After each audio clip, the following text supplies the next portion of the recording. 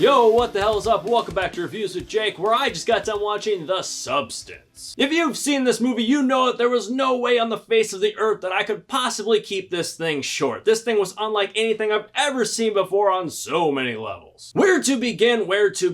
How about the acting? Both Demi Moore and Margaret Qualley turned in very physical, demanding, and bold performances in this movie, and they both blew me away. You also get Dennis Quaid in this movie, who plays like the sleaziest of sleazebags to like a comical degree, as was the case with just about every character and member of the ensemble. We'll get to that later, but everyone understood the assignment loud and clear and knocked it out, and it wasn't easy. Especially while trying to act underneath so many layers and layers and layers of makeup and prosthetics. I mean, the practical effects that are used in this movie are stomach-churning, disgusting, horrifying, and beautiful. I cannot hit or reiterate this enough. This is a gross movie, and this is coming from someone who watches a lot of gross shit.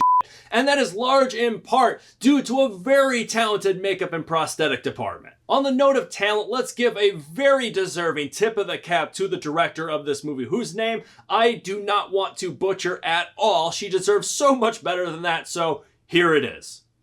I am unfamiliar with her work. Supposedly this is her second film, and boy oh boy did she impress. Beyond impress, she blew me away. I don't think I've been this floored by a movie from a technical perspective since Everything Everywhere All at Once a few years back. And when I saw that, I urged so many people to go out and see this movie, to see the talent on display, along with a very heartfelt message about life. This movie, on the other hand, while very, very talented equal parts, I do kind of urge people to tread carefully and know your limits. With that said, what kind of technical prowess am I referring to? Well, let's start with the camera work. The compositions and framing in this film was so on point. It is so meticulous. The macro photography is just so on point. You've got close-ups on like chicken legs being jerked around on the thighs that are cutting so perfectly to like the pixel to a girl's legs stretching. Or an aerial shot from above of our two main characters coiled up in the fetal position, looking down on them. Then with the snap of a finger, the next cut, the next frame, we see two eggs being cooked sunny side up on an oven, and the whites are in the same damn shape as our characters. It's like that next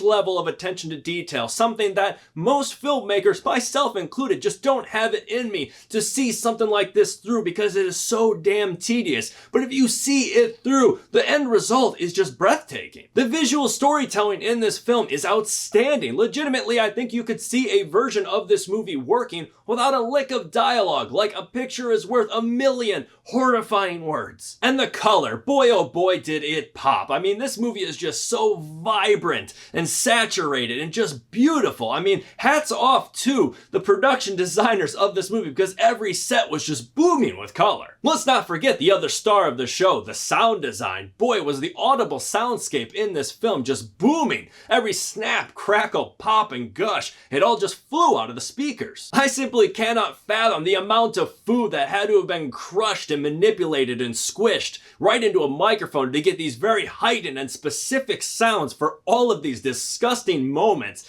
It had to have been able to feed a small army and then some. And the overall content and story and messaging, just bonkers. I really can't think of a better word than bonkers. It's a good moral that it's all about, but it's satire and it's ridiculous and it's hilarious and depressing. It is, well, it's kinda Everything Everywhere All at Once. My cons for this movie are incredibly nitpicky, admittedly. Let's return to those cartoon-esque characters that I mentioned before. The satirical world that this movie takes place in can sometimes be a little bit much. Like, I don't think that there was a single normal straight character in this movie. I get that satire is often not the place to find such level-headed characters, but the realist in me, the storyteller, sometimes has a hard time bridging the gap between these very inflated personas. I also found the overuse of experimental filmmaking to also be a little exhausting. From the very trippy fever dream footage of lights flashing around and fire burning in a heart shaper, I don't really know what was going on.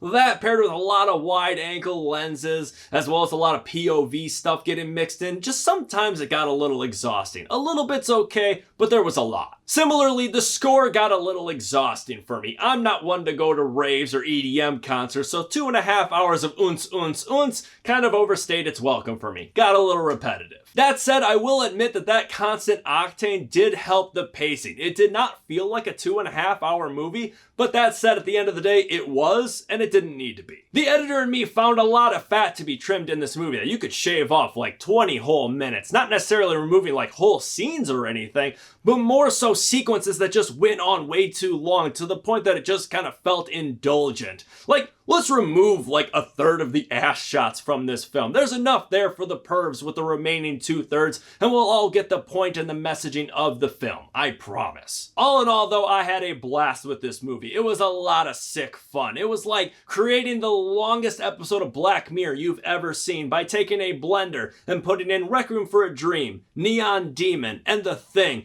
turning it on and having just the most disgusting red slushy, and boy, was it red. But that is just me. What do you think? Let me know if you agree or disagree in the comments below. And make sure you subscribe to this channel to stay up to date with new reviews coming real soon. Stay safe. Thanks for checking in.